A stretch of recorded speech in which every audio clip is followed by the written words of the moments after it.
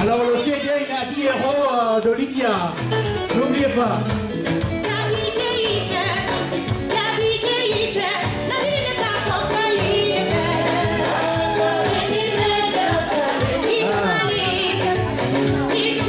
Désolé, monsieur. Merci, monsieur Lansine Camara. Merci à tous ceux qui ont fait le déplacement pour soutenir notre association.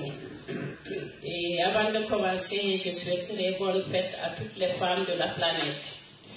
Donc, cette journée aujourd'hui, c'est une journée, comme dit monsieur Lansine, c'est le soleil du monde. Si nous avons initié la journée sur l'arbre à palabre, c'est pour vouloir réunir toutes les communautés autour de nous.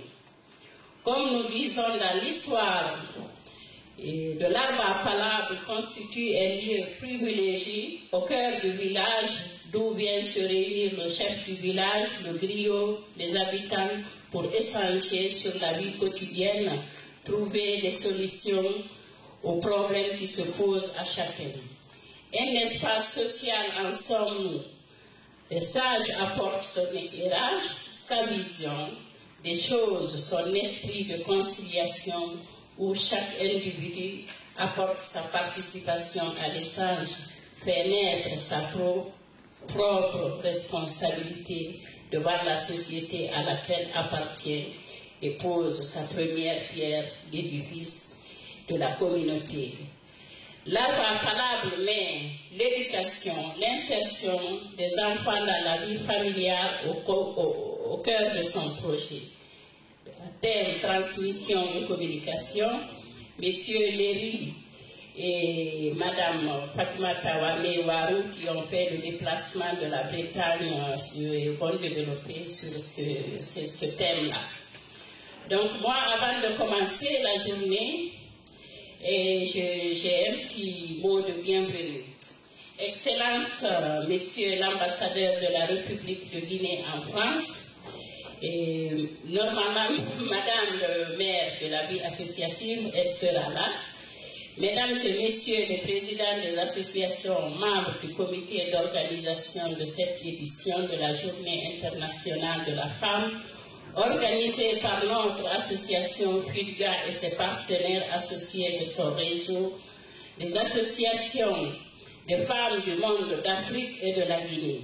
Chers amis, mesdames et messieurs, il m'est agréable, au nom de notre association Femmes Unies pour le développement de la Guinée et de l'Afrique, et de mes partenaires associés, des présidents et présidentes des associations qui nous ont soutenus et qui nous ont accompagnés jusqu'à aujourd'hui, d'adresser mes très vifs remerciements à une des nôtres qui est infiltrée ici des années durant dans le combat pour le respect de la femme africaine et guinéenne.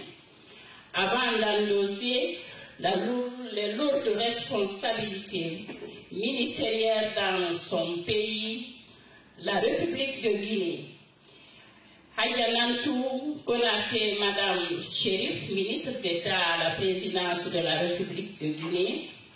Mes remerciements vont aussi à son Excellence, Monsieur Amara Camara, ambassadeur de la République de Guinée. Il n'a jamais manqué de croire en nous, de nous soutenir nos efforts, de participer à la vie associative de la communauté guinéenne de France. Qu'ici, et au nom de toutes nos partenaires et des femmes qui ont voulu être là aujourd'hui pour s'exprimer comme elles le feront tout de suite à l'occasion de la Journée internationale de la femme. Cette date a été commémorée dans tous les pays du monde, s'impose à la mémoire collective en ce XXIe siècle, le combat mené par la femme à côté de son mari, de son fils, de son concitoyen, pour abattre toutes les différences de genre qui opposent les deux êtres pour construire un monde juste, d'égalité sociale, de paix, santé, de bonheur collectif, individuel. Pour nos femmes africaines, femmes guinéennes, c'est idéal. Un monde meilleur ne sera réel que lorsque toutes les bonnes volontés humaines considérons que ce qui divise est infiniment plus insignifiant que ce qui nous unit. Nous devons être unis face à nos différences, qui ne sauraient être des handicaps insurmontables pour le progrès local, régional, départemental, national, international. Mais nous, femmes d'Afrique et de Guinée, avons foi en l'homme. Donc, l'objectif dans l'existence consiste à réunir les conditions de savoir-être et savoir-faire. Nous restons persuadés que la coopération internationale et la solidarité humaine et la tolérance des mères dans les valeurs dont il nous faut nous approprier pour initier, apporter des réalités projets s'inscrits dans le développement durable. Nous adressons nos profondes gratitudes à toutes les organisations, à tous les partenaires qui œuvrent avec nous à travers des projets destinés aux populations du Sud. Merci et à vous, honorables invités. Merci à vous, chers amis d'Afrique ailleurs et chers compatriotes. Je vous invite du fond du cœur à avoir une pensée pour les victimes de l'injustice, intolérance, de la différence et mes encouragements à ceux et celles qui luttent depuis l'aube de temps pour un lendemain meilleur. Je pense aux victimes de tout ce qui s'est passé en Guinée et nos pensées vont aussi à Madame Aïssatou Boireau. Cette journée, nous l'avons dédiée au nom de Madame Boireau. Donc, mesdames et messieurs, je déclare ouvert la journée pour la journée internationale de la femme et je vous remercie. Merci.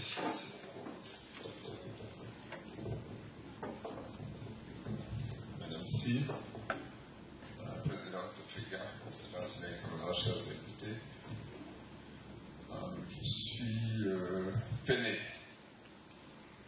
de voir que nous n'avons pas réussi à faire une seule et unique manifestation en hommage à nos femmes. Vous savez qu'il y a deux manifestations aujourd'hui. Nous avons tout fait pour convaincre les uns et les autres pour n'avoir qu'une seule manifestation. Malheureusement, ce ne fut pas le cas. Et j'en suis vraiment navré. Parce que je connais Madame Si, nous avons été associés, nous, à cette manifestation depuis des mois. Je sais tout le mal qu'elle s'est donné pour le faire. Il aurait été simple pour l'ensemble des compatriotes de l'accompagner. Ceci étant la vie ainsi faite, et la diversité d'opinions, nous devons les respecter, mais il s'agit ici de désunion qui est difficilement pardonnable. Chers invités, parler de la femme, nous avons eu la chance, nous, d'être un pays où la femme a été honorée avant l'indépendance. Nous avons eu des militantes qui sont mortes pour que la Guinée vive, qui avaient des opinions différentes de leur mari à l'époque, et ça leur a coûté la vie. Parmi celles-ci, il y a Balia Camara qui a été une des héroïnes de notre indépendance que nous avons acquise en 1958. C'était une indépendance acquise, pour ceux qui s'en souviennent, le premier gouvernement de la Guinée comportait déjà des femmes. Dans cela, je peux citer Mafori Bangora, le Faux Camara, qui ont été les pionniers dans ce domaine-là. Cette Guinée qui a été ouverte aussi sur l'ensemble de l'Afrique s'est battue pour créer la panafricaine des femmes qu'une Guinéenne a présidée à Alger. Notre grand honneur aussi vient du fait que la première femme au monde avoir présidé le Conseil de sécurité des Nations Unies était un Guinéen, Jean-Martin Cissé. Ceci doit être aussi connu. C'est pour vous dire le parcours de ce pays, ce qui a été fait pour la femme, avec la femme, et que ce combat continue. Pour la génération à laquelle j'appartiens, quand on faisait des études ici à l'université, nous avions un quart de femmes pour 3 quarts d'hommes. Aujourd'hui, il y a 3 quarts de femmes pour 1 quart d'hommes. Ça veut dire que le pays, l'humanité est en train de changer de nature, que l'humanité est en train de changer de comportement vis-à-vis de la femme. La femme elle-même y est beaucoup. C'est la femme qui fait l'éducation à la maison, c'est la femme qui m'a montré à moi ce que je devais faire et ce que je ne devais pas faire.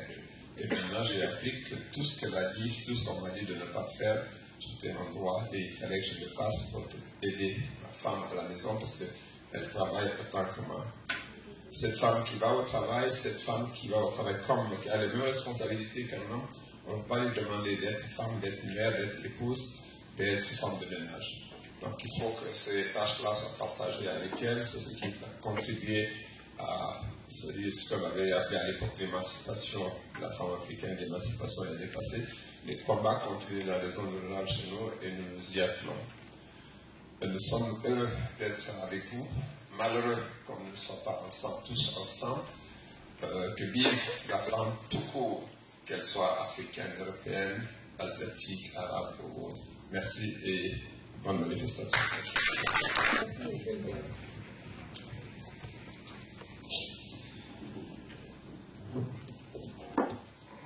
Excellence, monsieur l'ambassadeur de la République de Guinée en France. Excellences, mesdames et messieurs les membres du corps diplomatique, mesdames et messieurs les membres d'associations, mesdames et messieurs, honorables invités, chers frères et sœurs.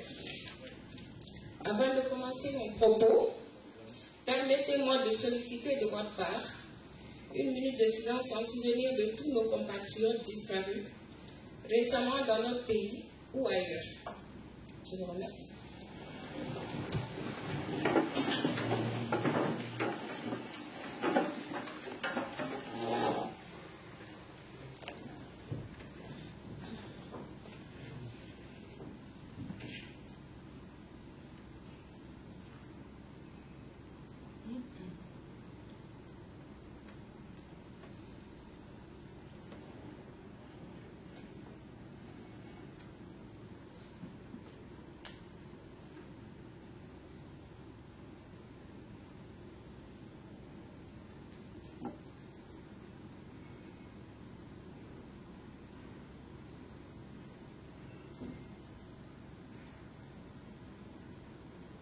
Merci.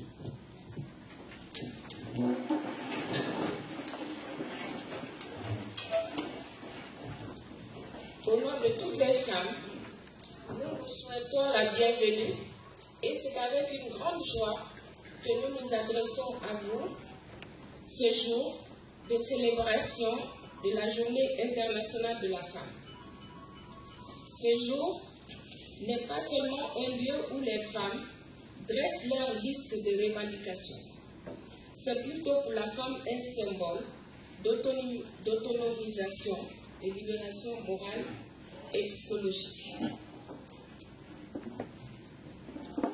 Nous aurons voulu rendre hommage à une de nos sœurs, je pense que tu en as parlé déjà, pour son engagement, pour son militantisme, pour sa fidélité au service de notre pays. J'ai nommé ici Madame Nantenan Konaté, connue à Paris sous le nom de Lantou Chérif. Ce sont les femmes qui savent éduquer et transmettre les valeurs. Sous l'arbre à palabre, les aînés se servent souvent des conseils avisés des femmes pour conduire les affaires de la communauté. Nous sommes sûrs que les femmes attendent de ces rencontres un espace d'échange, de fraternité, de solidarité en vue de promouvoir la culture et contribuer efficacement au développement de notre pays. Nous espérons que les autorités, c'est l'ambassadeur, vous serez le relais et transmettrez nos projets et propositions au gouvernement pour une participation des femmes de la diaspora au développement de la Guinée.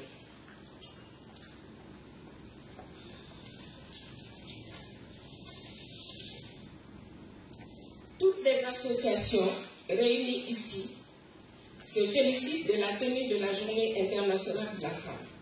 Rendez-vous qui offre l'opportunité aux femmes de se rencontrer et d'échanger sur les sujets qui assurent leur rayonnement socio-économique.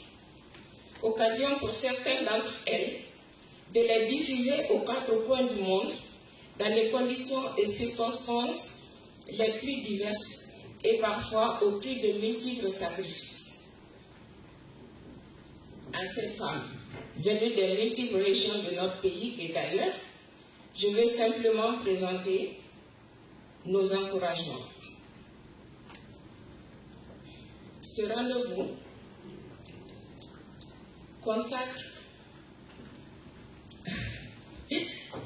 la femme, car plus que jamais, le combat avec qu'elle mène les femmes sont sur le point de s'affranchir de plus en plus du complexe d'infériorité pour mettre un terme aux violences sexistes et acquérir des droits. Mesdames et messieurs, l'organisation tous les ans de la Journée internationale de la femme s'inscrit dans le cadre d'une dynamique positive qu'il est important de saluer et de renouveler tous les ans.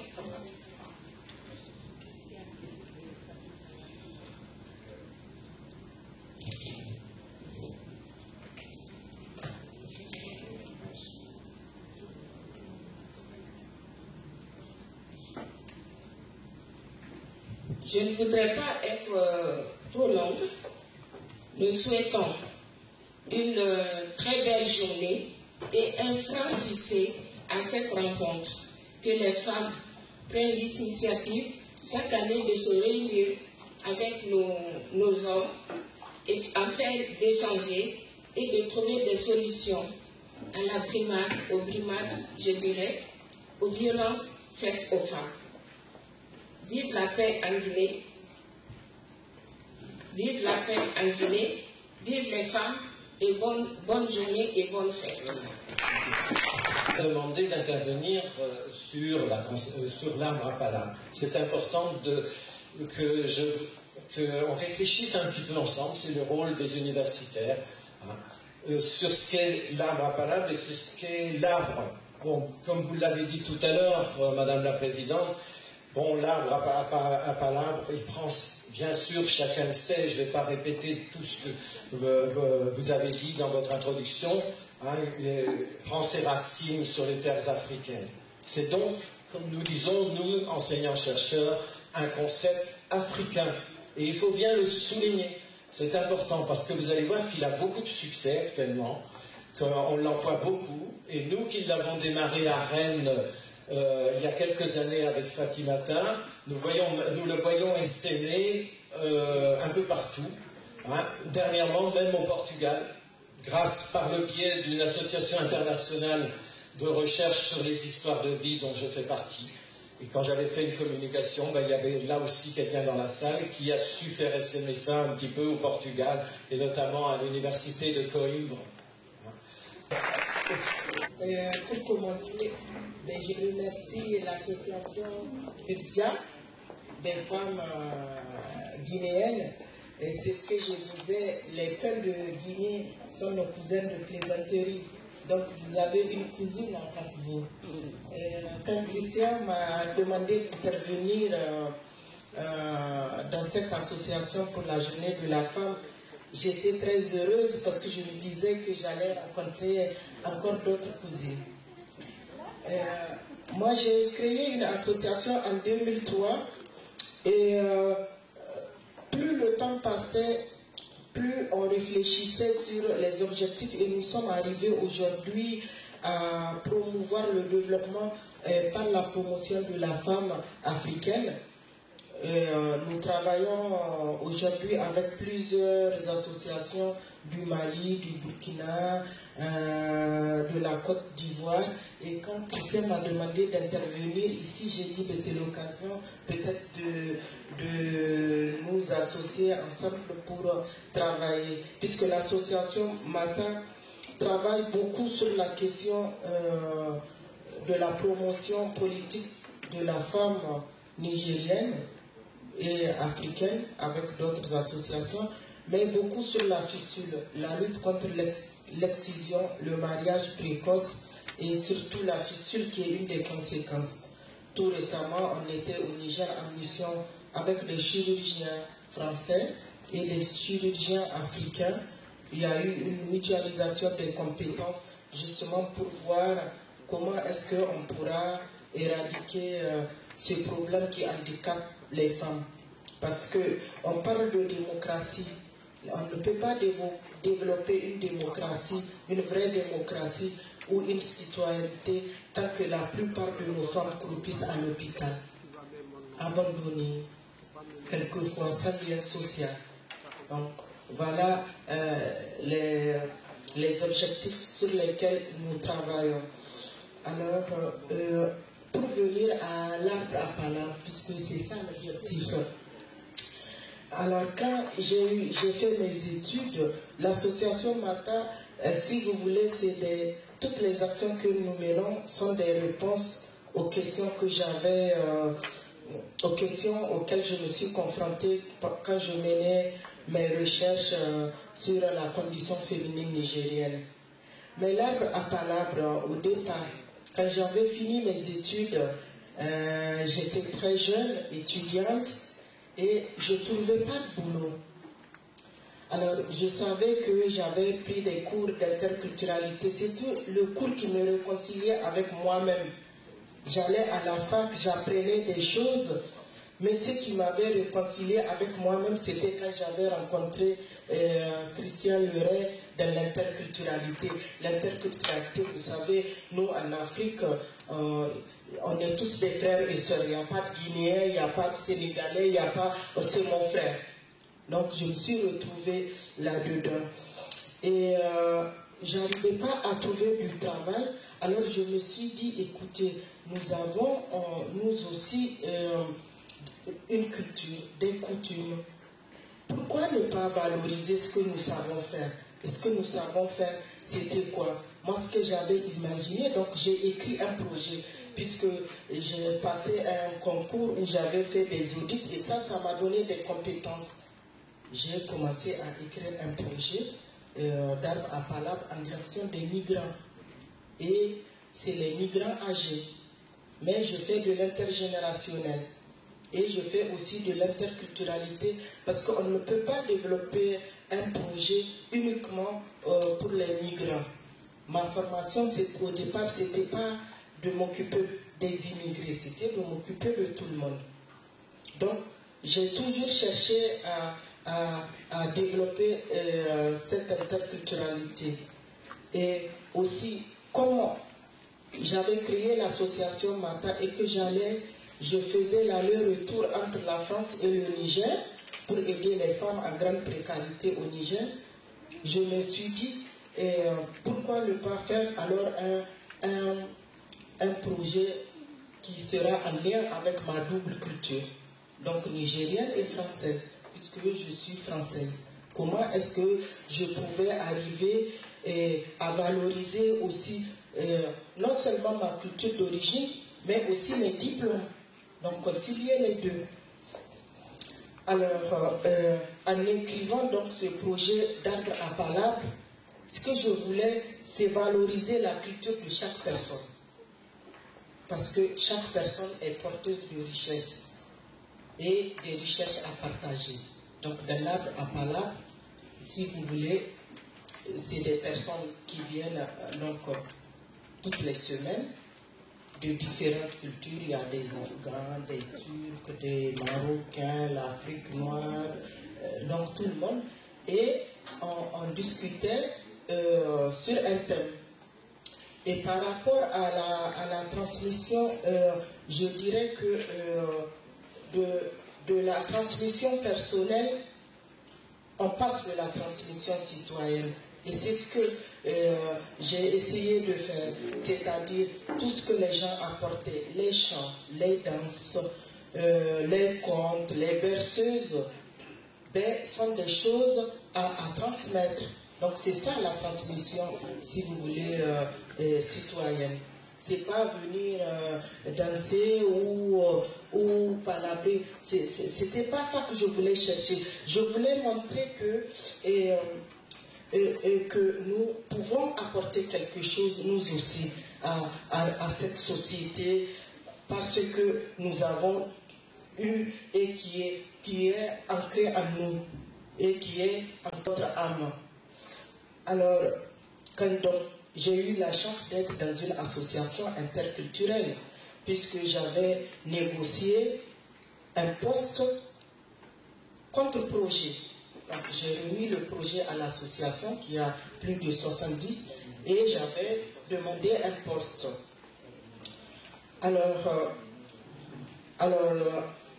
Donc ce projet a commencé en 2008. Sur ce projet interculturel, j'ai proposé à Christian Leray, que j'ai rencontré au cours de Convergence culturelle, d'animer un arbre à palabres, mémoire, récit et identité culturelle. Christian en parlera après, s'il veut. Sinon, j'ai mis encore un autre arbre à palabres, parents, grands-parents, petits-enfants et professionnels de la crèche. C'est là où c'est intéressant, puisque on organise avec les professionnels de la crèche, les mamans, de tous les continents du monde. On essaie de prendre des grands-mères, des mamans, et puis on essaie de travailler sur l'éducation dans les différentes cultures, ou comment on essaie de bercer un enfant qui pleure dans les différentes cultures. C'est là où, et comment est-ce que aussi le massage des enfants dans les différentes cultures, toutes ces valeurs africaines importantes que j'ai reçues, je voulais, si vous voulez, valoriser ça. Et c'est pas que moi toute seule, je me suis rendu compte que toute cette diversité culturelle doit être visible, mais aussi doit s'épanouir sous cet arbre à palabres, parce que c'est en s'épanouissant qu'on peut on peut vivre pleinement sa vie de citoyen comment on appelle ça, et participer à la construction de son quartier, comme elle fait à Issatu, participer à la construction de sa vie, ce que je fais dans la ville de Rennes, dans la mesure où il y a l'arbre à palabres dans tous les quartiers, une fois par mois. Les gens de tout le monde entier se retrouvent sur un thème et on discute, ou sur des questions qui posent problème. Christian a parlé de la question de l'esclavage. La question de l'esclavage, dès qu'on l'aborde, ça déborde de partout, les gens se relèvent là. Mais l'arbre à palabres, dans la mesure où cette symbolique est la symbolique de la paix et de la réconciliation, quand les gens se retrouvent avec la question de l'esclavage, les propos sont mesurés et on n'essaie pas d'incriminer l'un ou l'autre, mais de se parler pour mieux vivre et avancer. Alors, à se construire, lorsque ces repères font défaut chez l'enfant, parfois certains s'égarent et peuvent même sombrer dans la délinquance. Donc c'est important autour de l'arbre à palabres aussi de transmettre certaines valeurs. Je ne dis pas tout, parce que le contexte dans lequel moi j'ai vécu n'est pas le même que mes enfants. On ne peut pas tout non plus transmettre. Mais il y a certaines valeurs familiales qui sont ancrées en nous et qui sont indispensables pour une identité et pour que l'enfant vive mieux sa vie de citoyen, ben, il faut le transmettre. Et aussi, nous nous sommes rendus compte que les divers témoignages sous l'arbre à Pala aident les participants aussi à co-construire des projets communs dans un espace de démocratie et participation citoyenne. Voilà, si vous avez des questions par rapport à ce qu'on fait, on est là pour répondre à vos questions. Je vous remercie. Je voulais dire que j'étais vraiment heureuse d'être parmi vous aujourd'hui parce que mon cœur est vers les pays d'Afrique, parce que j'ai fait plusieurs voyages et que j'ai toujours été fascinée par l'accueil des Africaines et des Africains et par leur gentillesse. Et comme moi je suis aveugle, eh bien quand je voyage dans les pays d'Afrique, ce peuple-là sait me faire toucher, me faire sentir les odeurs, et sans voir, eh bien je vois leur pays. Voilà ce qui est formidable. Très bien, madame. Passer la parole à la représentante de notre ministre, notre sympathique ministre, notre efficace ministre, malheureusement a été empêchée. Elle n'est pas venue. Bien sûr, la dame qui la représente est une femme qui s'est toujours battue, que vous connaissez déjà suffisamment dans les mouvements associatifs, et c'est parce que Madame la ministre a totalement confiance en elle. Madame la ministre a dit, vous allez lire le message que j'aurais moi-même lu si j'étais là. Et je sais que le message sera consistant. Et je sais que le message sera lumineux. Et je sais que si elle n'est pas empêchée l'année prochaine, si Madame la ministre n'est pas empêchée, je crois savoir qu'elle nous fera le plaisir elle-même d'être ici et de prendre la parole, parce que la femme guinéenne reste l'avenir de la Guinée. Et ce n'est pas de la fanfaronnade. Quand je dis que je souhaite qu'une femme soit la présidente de la Guinée, je maintiens et je le dirai à Conakry. Je vais le dire à la baie. Je vais le dire à Cancan. Oui, il faut qu'une femme soit présidente de la Guinée pour consolider l'unité nationale, pour mieux élever nos enfants. Ça sera fait. Madame, avec plaisir et avec honneur, on vous passe la parole.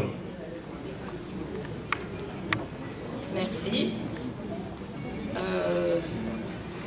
Honorables invités, mesdames et messieurs, permettez-moi au nom de Madame Chérif Nantou Konaté, ministre d'État à la présidence de la République de Guinée, que j'ai l'immense honneur de représenter à cette manifestation, de vous exprimer toute sa fierté, sa joie d'avoir été sollicité par FUDCA. Et vous exprimer également sa déception, comme l'a dit tout à l'heure Lansana Camara, qu'elle ne soit pas parmi vous aujourd'hui. Elle le regrette, mais elle promet que l'année prochaine, Inch'Allah, elle sera présente. Le 8 mars, le monde entier a célébré la Journée internationale des droits de la femme.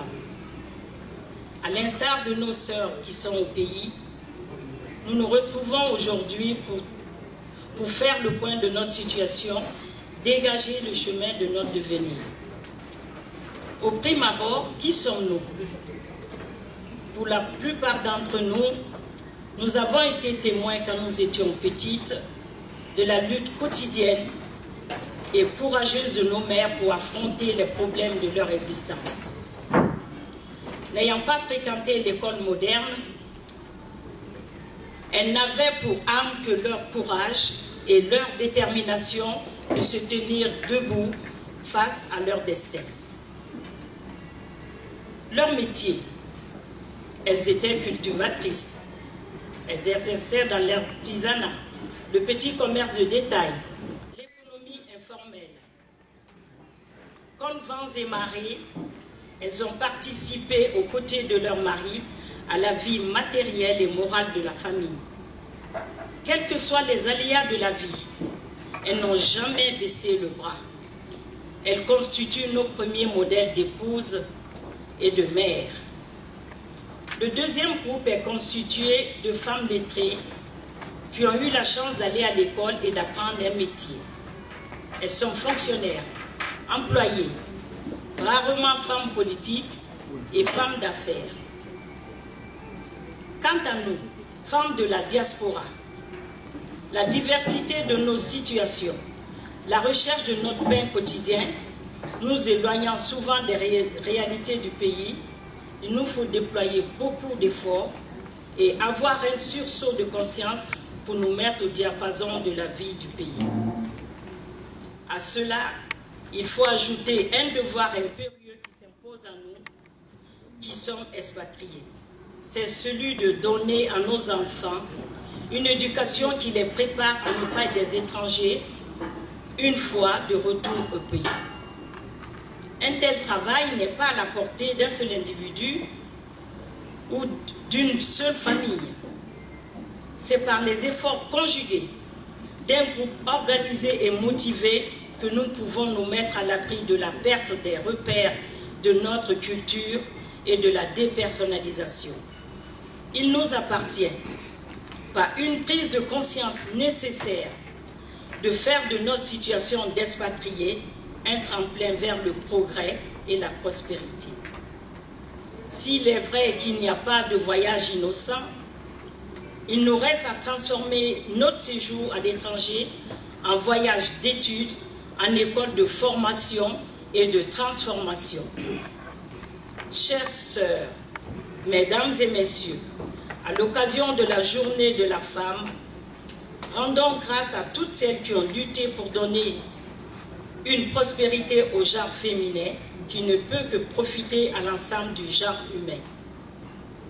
Mais je ne saurais cependant terminer mon intervention sans louer la persévérance et la détermination de notre sœur, Madame Si Aïssatou et son bureau, qui se sont dépensés sans compter pour que cette rencontre puisse se tenir. Vive la femme, vive le progrès, je vous remercie. Donc je disais merci de votre présence à tous et à toutes. Madame Boireau était la directrice nationale du Trésor public de Guinée. Elle a rêvé d'une nouvelle Guinée, mais elle n'a pas fait que rêver.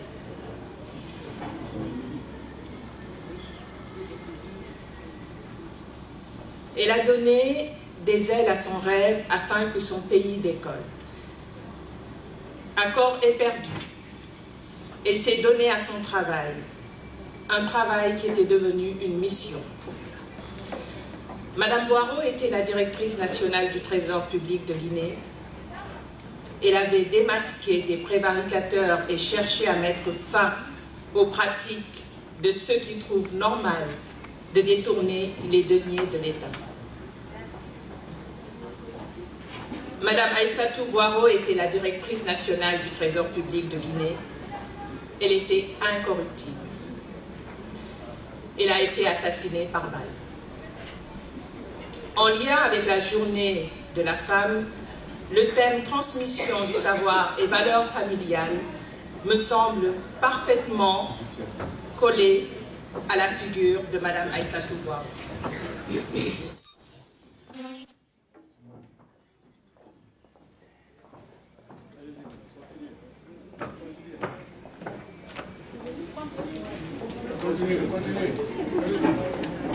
L'une des caractéristiques du berger, c'est le mouvement. Les personnes qui ont connu Madame Aïssatou Boireau savent qu'elle était une grande voyageuse.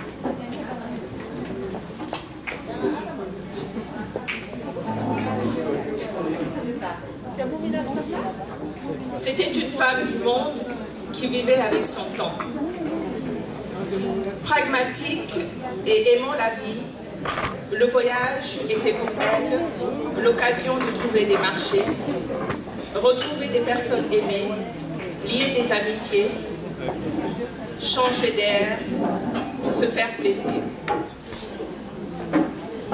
Le voyage semblait être inscrit dans ses gènes. Elle a travaillé dur et gagné chaque sou à la sueur de son front. C'était aussi pour pouvoir voyager qu'elle a travaillé aussi dur. Elle a pu offrir à ses enfants les voyages qui allaient permettre qui allait leur permettre d'étudier dans de bonnes écoles, mais aussi s'inscrire dans l'école de la vie. Ayant elle-même quitté tôt la Guinée pour faire une partie de ses études à Dakar, elle avait conscience de l'importance de la formation hors du cocon familial. Si elle savait gâter ses enfants, elle veillait à ce qu'ils ne soient pas des enfants gâtés.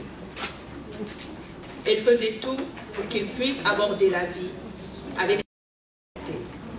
Elle faisait tout pour qu'ils puissent voler de leurs propres ailes. Très tôt, Mme Aïssatou Boiro a été à l'école de la vie.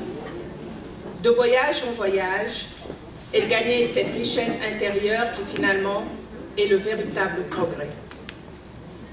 Chaque fois que je la revoyais, j'avais le sentiment qu'elle était un peu plus grande, cette grandeur qui rend humble.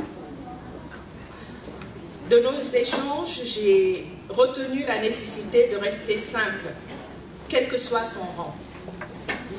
Madame Aïssatou Boiro était un dosage de tradition et de modernité, de classe et de simplicité. Elle avait l'esprit ouvert et une extraordinaire faculté d'adaptation. Pour assurer l'homme qui gênait de ne pas lui offrir un certain confort, elle disait « Je suis tout terrain ». Dans le palace le plus chic ou dans le village le plus pauvre, elle était la même dame, pleine d'humanité. Elle s'attirait la sympathie des nantis et des plus humbles. Cette grande voyageuse savait écouter et observer. Comme tout bon berger, elle était attentive et avait l'œil. De près ou de loin, Madame Aïssatou Boiro veillait sur ses enfants, son mari, sa famille, ses amis, son pays. Avec un sens élevé des responsabilités, elle s'intéressait aux besoins des uns et des autres, trouvait les mots pour alléger les souffrances, trouver des solutions pour régler des problèmes. Entremêlant empathie et rigueur, amour et autorité, elle s'était imposée dans le cadre familial et dans le cadre professionnel comme tuteur qui aide à grandir en restant droit. Pour son poste de directrice du Trésor public de Guinée, elle n'avait fait aucune démarche.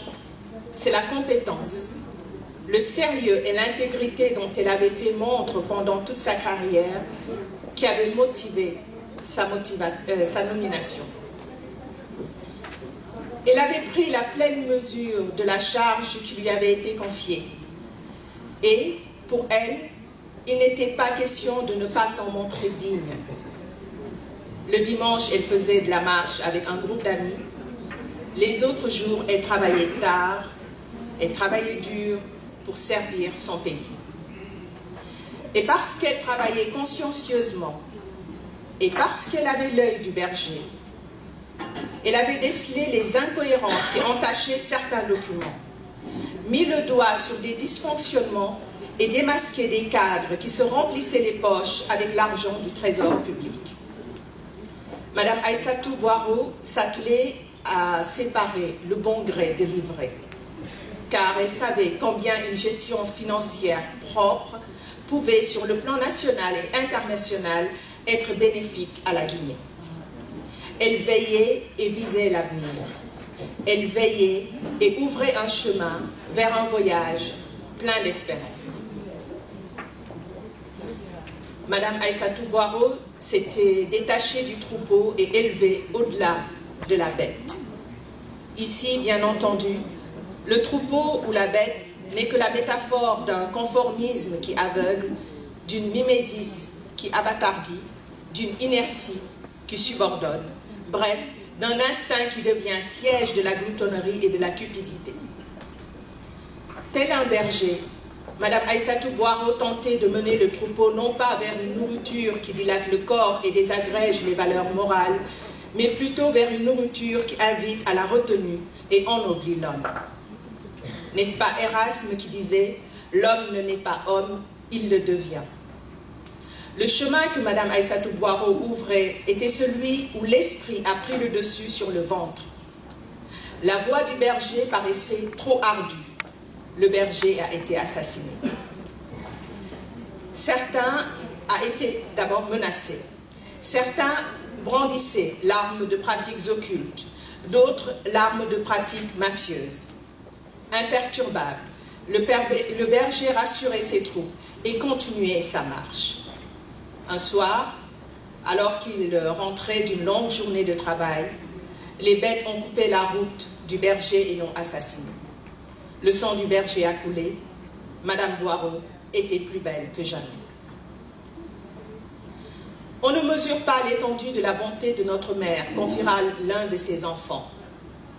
Éprise de justice et de paix, cette dame était un don extraordinaire pour créer du lien. De façon naturelle, elle construisait des ponts entre les hommes, entre les pays. Elle était joyeuse et pleine de sagesse. Elle avait la faculté de faire comme si elle n'avait rien vu, rien entendu, face à des personnes qu'elle savait malveillantes. Elle ne voulait pas s'alourdir des pesanteurs, de la rancœur ou de la rancune. Elle avançait. Elle n'avait ni le temps de la médisance, ni le temps de la vengeance. Son temps à elle, c'était celui du travail, de la solidarité, de l'amitié, de la famille. Elle était habitée par la nécessité de se placer au-delà du mesquin et de progresser. Elle veillait pour ne pas s'affaler sur ses acquis, ne pas s'endormir sur ses lauriers. Sans cesse, cette voyageuse essayait d'ouvrir le champ des possibles. La vie est un voyage. L'éducation est le meilleur des viatiques. Madame Aïssatou Boiro a mené ses enfants à bon port. À ceux-là et au monde, elle a donné le plus beau des héritages, la plus belle des transmissions, force morale et générosité. L'Afrique et le monde peuvent être fiers de cette dame qui avait ouvert une voie pour mener des hommes vers la terre fertile de la probité, de la dignité. Pour nous qui poursuivons le voyage ici-bas, espérons que le sang du berger n'aura pas seulement servi à abreuver la soif inextinguible des hyènes qui l'ont assassiné. Telle l'étoile du berger qui brille avec élégance et discrétion dans le ciel du matin et du soir, espérons que la flamme de son sacrifice sera entretenue afin que même loin, Madame Aïssatou Boiro continue de guider le troupeau. Merci.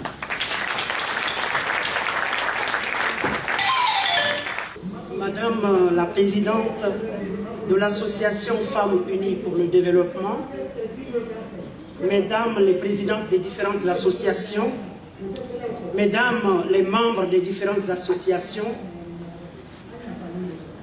Monsieur le représentant de la coordination des associations, braves femmes.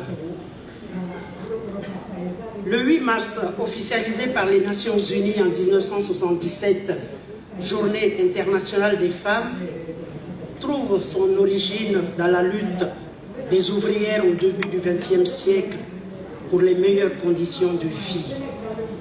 Comme chaque année, cette journée pour le droit des femmes est fêtée dans le monde entier. L'occasion pour nous de faire un bilan sur la situation des femmes. La Journée internationale des femmes reste aujourd'hui d'une brûlante actualité, car tant que l'égalité entre les hommes et les femmes ne sera pas atteinte, nous aurons besoin de la célébrer. Il y a une vérité universelle applicable à tous les pays, cultures et communautés. Je cite, « La violence à l'égard des femmes n'est jamais acceptable, jamais excusable, jamais tolérable. » C'est le secrétaire général des Nations Unies qui l'a dit. Dans le monde aujourd'hui, d'après les statistiques de l'ONU, 50% des agressions sexuelles sont commises sur les filles de moins de 16 ans. 603 millions de femmes au monde vivent dans les pays où la violence domestique n'est pas un crime. Et je ne voulais pas prendre la parole après la déclaration de la représentante de notre ministre, car je me reconnaissais un peu à sa déclaration. En pays Soussou, très souvent, on avait coutume d'entendre, quand on donnait une fille en mariage pour venir la présenter, je cite en Soussou, « Ira Kombissé, Ira Bombosé ». Vous le reconnaîtrez ici. Or, est-ce que la femme se marie pour être esclave, pour être sujette à des brimades corporelles, à des insultes? Non, je ne pense pas. J'espère qu'aujourd'hui, au XXIe siècle, nos parents, nos familles ont changé. Aujourd'hui, ils ont toute une nouvelle expression. Également, 70% des femmes à travers le monde ont subi une violence physique et ou sexuelle au moins une fois au cours de leur vie. Face à ces chiffres inacceptables, la communauté internationale s'est fermement engagée à changer le sort des femmes. Et dans le cadre de l'effort que mène l'ONU pour combattre la violence contre les femmes, la campagne du secrétaire général Ban Ki-moon, tous unis, appelle tous les gouvernements, les sociétés civiles, les organisations des femmes, d'hommes, de jeunes, le secteur privé, les médias et l'ensemble du système des Nations Unies d'unir leurs forces dans la lutte contre cette pandémie. Madame la Présidente de l'Association Femmes Unies, votre thème cette année, je crois, a été « Sous l'arbre à palabres ». Et je pense que c'est le lieu d'échanger, de proposer des solutions.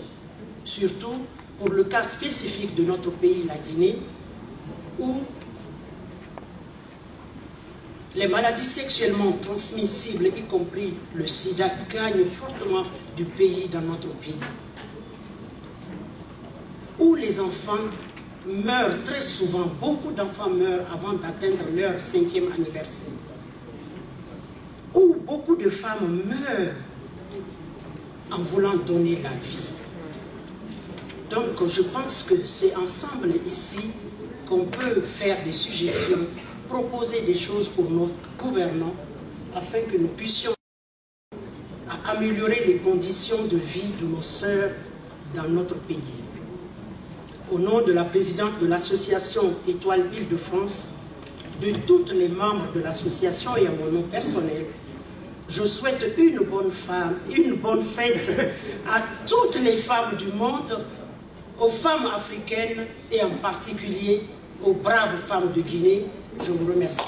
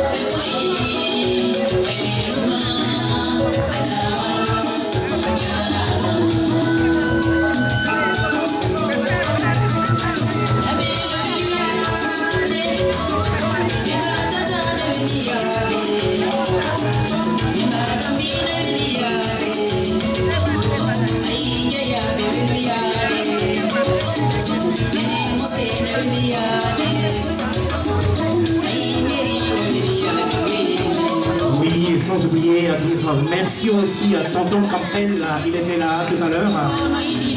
C'est mon bruit, grâce à lui, les événements qui sont toujours derrière, c'est lui qui a imprimé tout ça. Il doit vraiment le grand merci. Tonton Campbell.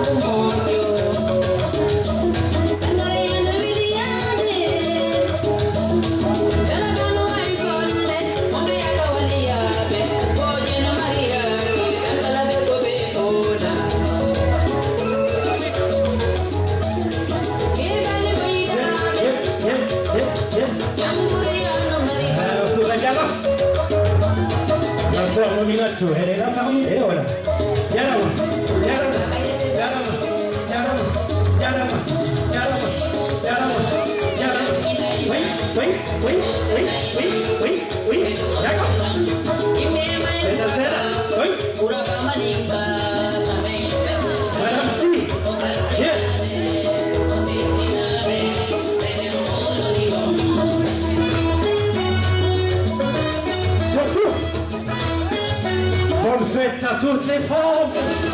On est Wally.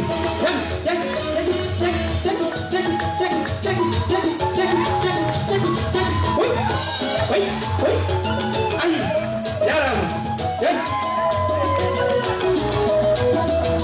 les femmes, on est Wally. Grâce à vous, on est là. Oui. Madame Si, vous remercie beaucoup. Oui. Aïe.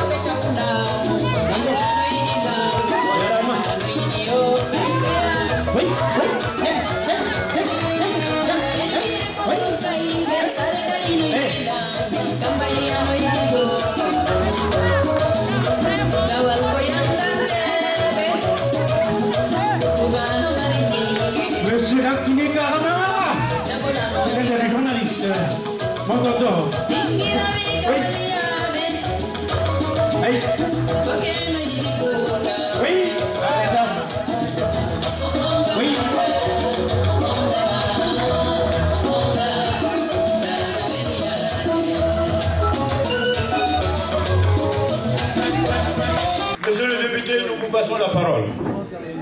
Merci, Monsieur le Président. Merci, Madame la Présidente. Bonjour à vous toutes et à vous tous, en vos grades, fonctions et qualités. Je suis parmi vous aujourd'hui particulièrement content d'être là.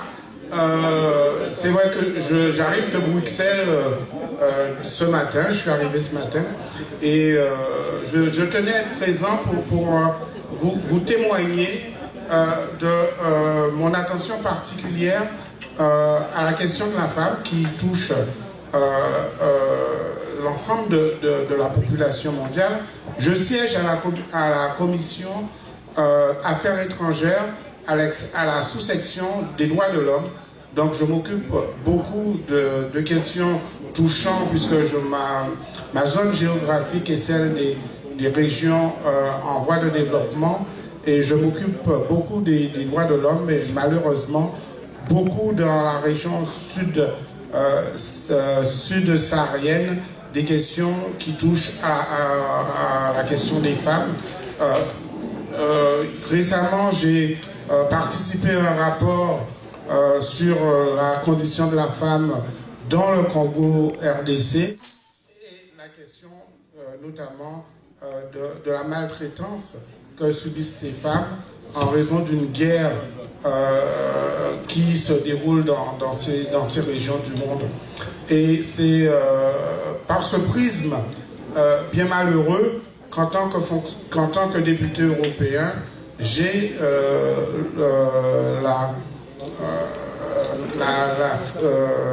je dirais pas la chance, mais la lourde tâche de travailler sur ces questions qui touchent à la femme.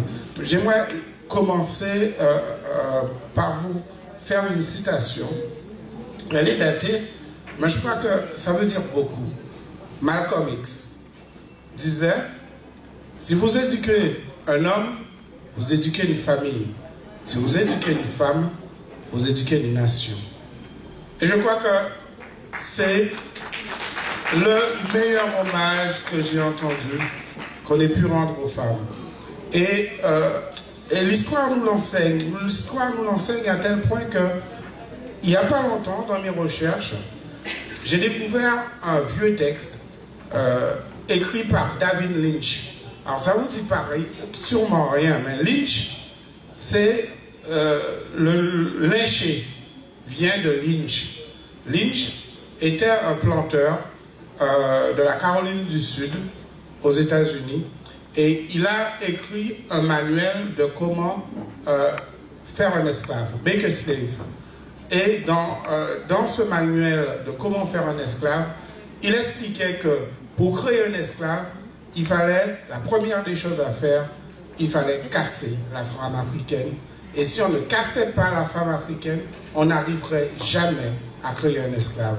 Et lorsqu'on lit ce livre, qui est assez vieux, et de ce que dit David Lynch dans ce bouquin qu'il a écrit, c'était au XVIIe siècle, hein, qu'il a écrit, et on se rend compte de l'histoire des femmes, notamment des femmes africaines, et l'histoire de la résistance de ces femmes à travers l'histoire. Moi, je veux rendre hommage à toutes celles qui ont permis que nous soyons ici, là, aujourd'hui, en train de défendre les valeurs que nous défendons. Il y a des femmes qui ont, dans l'histoire, compté, marqué, porté au plus haut les couleurs de l'humanité. Je parlais de Rosa Parks, un tout petit bout de femme qui un jour, dans un bus, dit non. Un simple non. Et ce non va provoquer un séisme, et ce non sera le début de la fin de la ségrégation aux États-Unis. Un tout petit bout de femme a fait changer la face de l'histoire. Et ça, c'est des choses qui doivent... Toutes celles qui militent aujourd'hui dans le monde, pourquoi les choses changent, doivent savoir qu'un jour, il suffit de dire non. Un jour, il suffit de se lever et de poursuivre un combat. Et ce combat peut arriver à aboutir sur de grandes choses. La mulâtresse Solitude en Guadeloupe fait partie de ces grandes femmes qui se sont battues pour qu'on ne rétablisse pas l'esclavage en 1794, alors qu'elle avait été abolie. Elle a été capturée, vivante, enceinte, décapitée, et on a promené sa tête sur l'île durant plusieurs jours afin de décourager tous ceux qui voulaient se soulever. Mais ça n'a pas empêché que d'autres mulâtresses Solitude se lèvent et poursuivent le combat. Myriam Makeba, en Afrique du Sud, a mené un combat extraordinaire contre l'apartheid. Je veux dire que toutes ces femmes, nous sommes leurs héritiers, vous, les femmes d'aujourd'hui, comme nous, les hommes d'aujourd'hui. Parce que si ces femmes ne s'étaient pas levées, parce que si ces femmes n'avaient pas été au combat, même nous, les hommes politiques, qui sont issus de ces peuples et de cette population, nous n'aurions pas la force que nous avons aujourd'hui. Nous avons puisé nos forces en vous, mesdames. Nous avons puisé des forces en vous. Et si nous sommes là, c'est parce que vous nous avez fait. Et nous vous devons non seulement une reconnaissance, mais nous devons aussi de vous accompagner au jour le jour dans les combats durs de ce début du XXIe siècle où on voit une société complètement déshumanisée, où la perte de valeur de ce qui est fondamental et essentiel est en train d'entraîner cette société dans une spirale dont on ne sait pas où ça aboutira. Là, les femmes ne perdent jamais, ma grand-mère me l'a enseigné, le sens d'une certaine réalité, d'un certain pragmatisme. On a un modèle économique aujourd'hui qui a oublié ce que c'était que l'homme. L'homme n'est plus au centre du système économique aujourd'hui. Le modèle économique qui a été créé, qui fonctionne tel que l'a voulu le monde occidental aujourd'hui, est un modèle qui broie non seulement la famille, mais qui broie aussi les valeurs auxquelles nous croyons, les valeurs auxquelles vous croyez. Chaque fois que vous éduquez votre enfant, vous ne l'éduquez pas pour qu'il se retrouve dans un système complètement fou, puisque le système tel qu'il est aujourd'hui, où c'est la rentabilité et le profit à tout prix, l'humain n'est plus au centre des préoccupations primordiales. Je vous invite, vous mesdames, c'était hier la journée internationale de la femme. Mais la journée internationale de la femme, excusez-moi, c'est tous les jours. C'est tous les jours. Et je veux vous rendre hommage pour ce combat de tous les jours. Chaque fois que vous éduquez votre enfant, ben c'est un combat de tous les jours. Et c'est ce combat de tous les jours que je vous invite à poursuivre. Et je suis particulièrement fier aujourd'hui, cet après-midi, d'être là avec vous. Bravo! Ben écoutez, d'abord, je vous suis très reconnaissante de m'avoir donc invitée, et c'est grâce à Martine Thal, que j'ai donc eu la chance de rencontrer au cours du Festival de la Plume Noire, qui a été finalement un instrument de rencontre très efficace. Alors, je suis un petit peu émue de me présenter en tant que présidente de l'association Femmes Monde, comme si on était capable de rassembler effectivement les femmes du monde entier. Alors c'est une appellation qui peut vous paraître effectivement un petit peu prétentieuse, bon, et une appellation que nous essayons quand même de respecter. Alors tout simplement, c'est effectivement d'ouvrir disons, les portraits de femmes, la présence des femmes, donc eh bien, avec évidemment une ambition déclarée qui est de l'ouvrir au monde entier. Bon.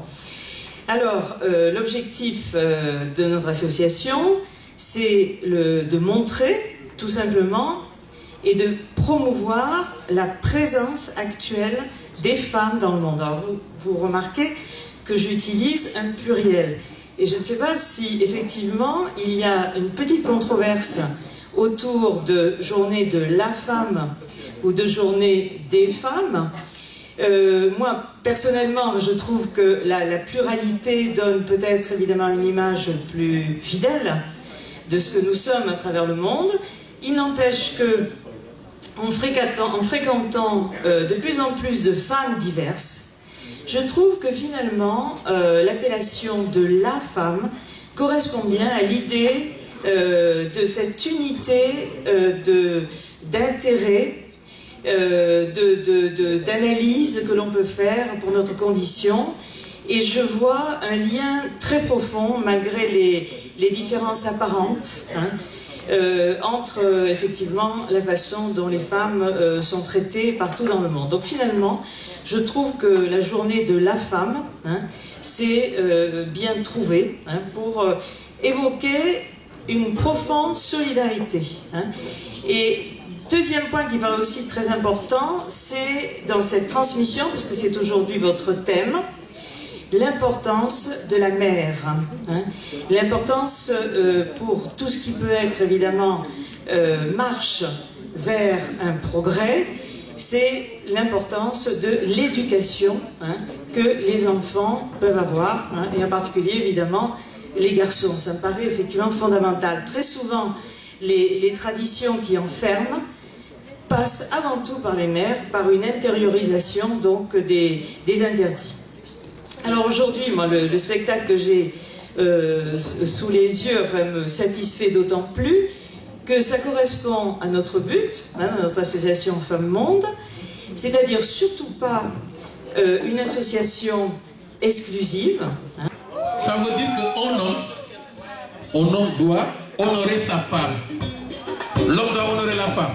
On doit danser tout le monde.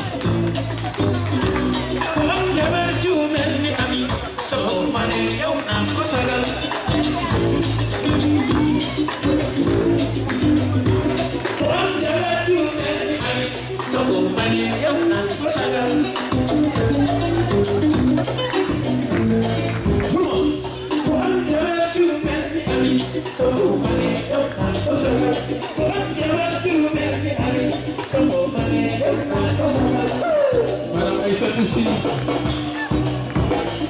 Marlou Mona,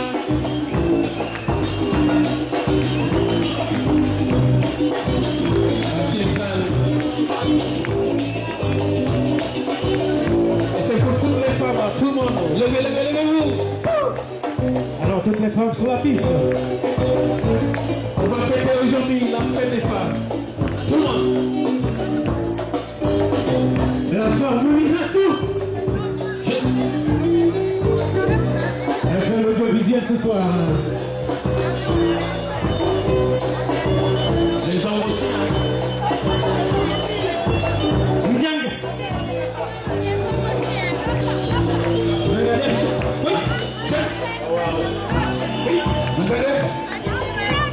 La Guinée.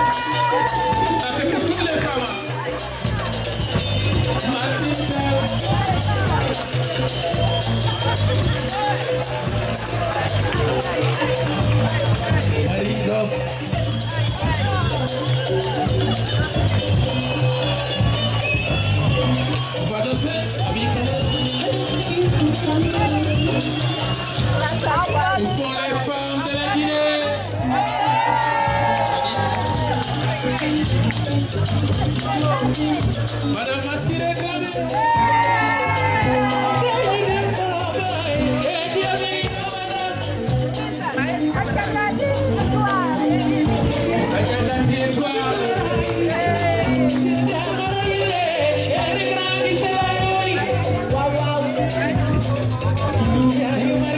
Ouais, Madame Émilie. Madame Émilie.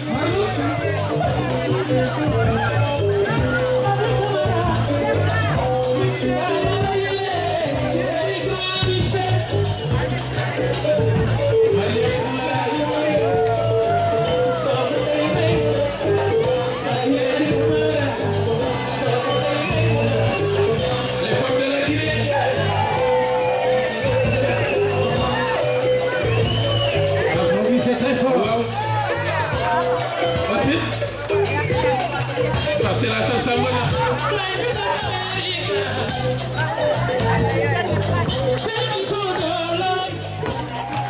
Alors, applaudissez s'il vous plaît. Merci, je voudrais d'abord saluer nos sœurs, les femmes qui sont là aujourd'hui. Et leur présence témoigne d'une certaine maturité, j'allais dire, d'une certaine avancée.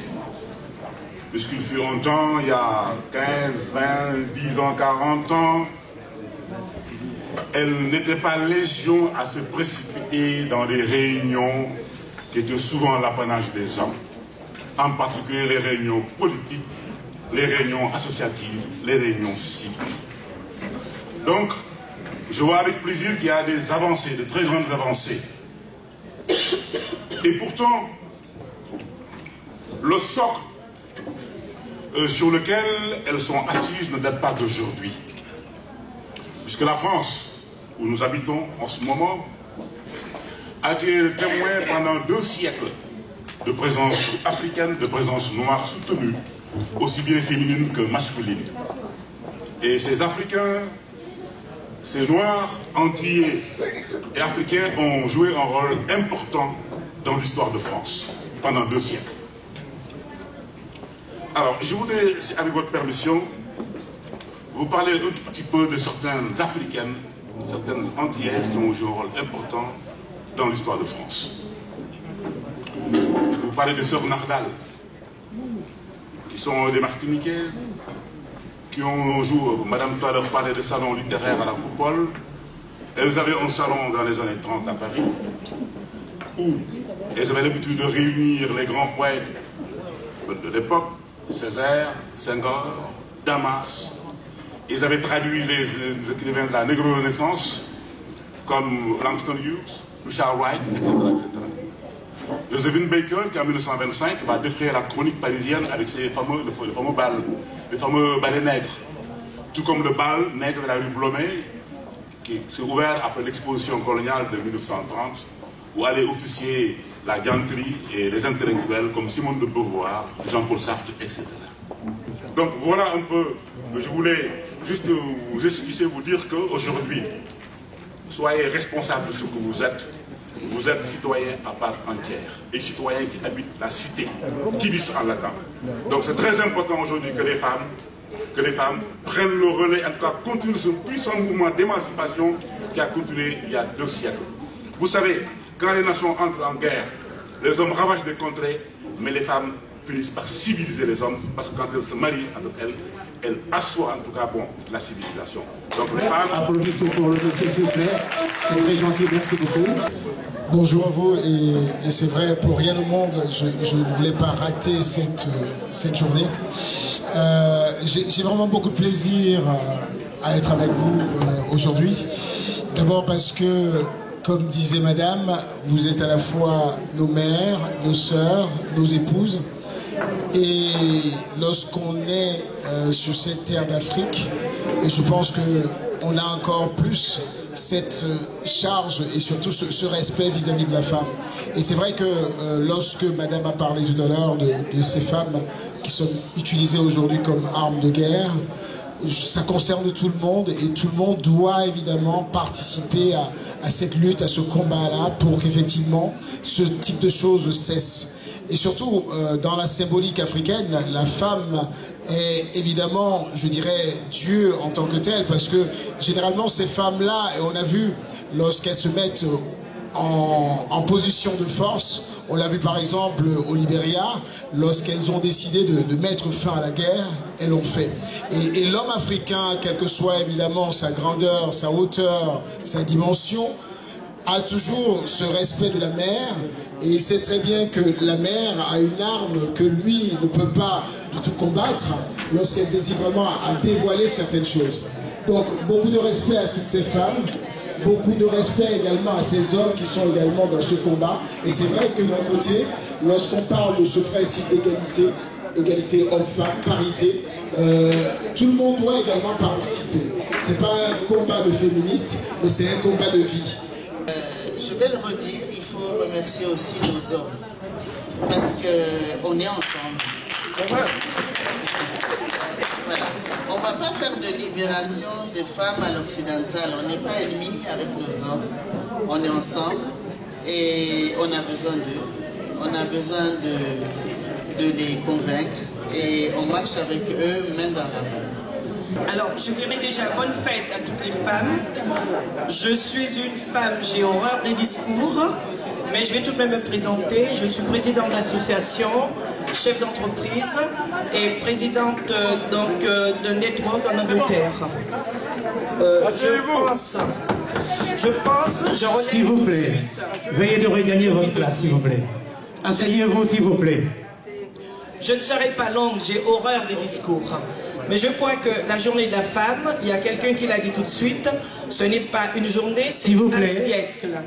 Au fond là-bas, toutes les femmes, veuillez de regagner votre place, s'il vous plaît. Je crois que toutes les femmes, nous avons donc, moi je dirais une qualité professionnelle, sociale, c'est-à-dire qu'il faut quand même être disponible 24 heures sur 24. Alors, sachez que les institutions aussi s'intéressent aussi à nous. C'est la raison pour laquelle je ne suis pas la représentante, je dirais, mais j'ai tout de même été nommée déléguée référente du préfet de Seine-et-Marne pour les femmes de la diversité. Donc il faut savoir que ces institutions aussi s'intéressent à nous. Nous avons un travail, nous avons un parcours, et tout ce qui touche à la culture, tout ce qui touche, moi je dirais, à notre vie quotidienne dans ce pays, les institutions sont avec nous. J'ai horreur des discours, je vous remercie, bonne fête à nous toutes, et je dirais bonne fête pour toute l'année. Bravo. Je voudrais remercier tous les gens qui ont fait le déplacement de près et de loin, sans oublier M. Léry Chris et Mme Fatoumata Warou, la présidente de Martha, qui a fait leur déplacement de la Bretagne à Paris. Je remercie, mes remerciements aussi vont vers Mme Hélène Diverly, une élue du 10e arrondissement. Je ne peux pas compter tout le monde. Je dis merci à toutes les femmes. Je remercie le gouvernement guinéen d'avoir déplacé Mme Cissé Kaba. Et je remercie notre Excellence ambassadeur qui a passé une demi-journée avec nous. Et je n'oublie pas les médias qui nous ont accompagnés, Télé Sud, Guinée Actu et Guinée 58. Je souhaite bonne fête à toutes les femmes de la planète et je dis bonne fête à la femme guinéenne. Je vous remercie. Bravo. On y va. Merci. Allez, c'est bon.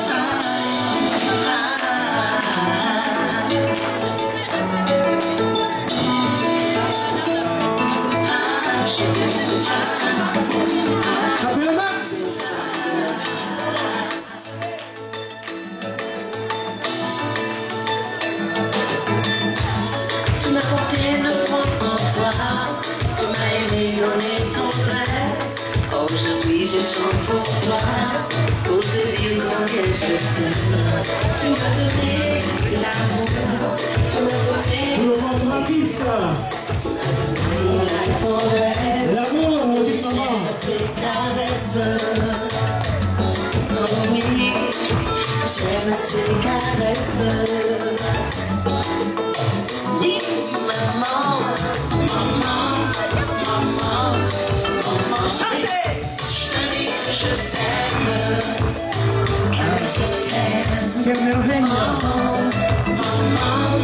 Maman, maman, je te dis que je t'aime. Je t'aime. Grâce à toi je vis sur scène. Grâce à toi je vis. Oui, grâce à toi j'ai l'amour dans mon cœur. Tu m'as donné l'amour, tu m'as donné l'affection, tu m'as donné la tendresse. Oh, maman, maman, maman, je te dis que je t'aime, que je t'aime. Oh, maman, maman, maman, je te dis que je t'aime. Oui, je t'aime.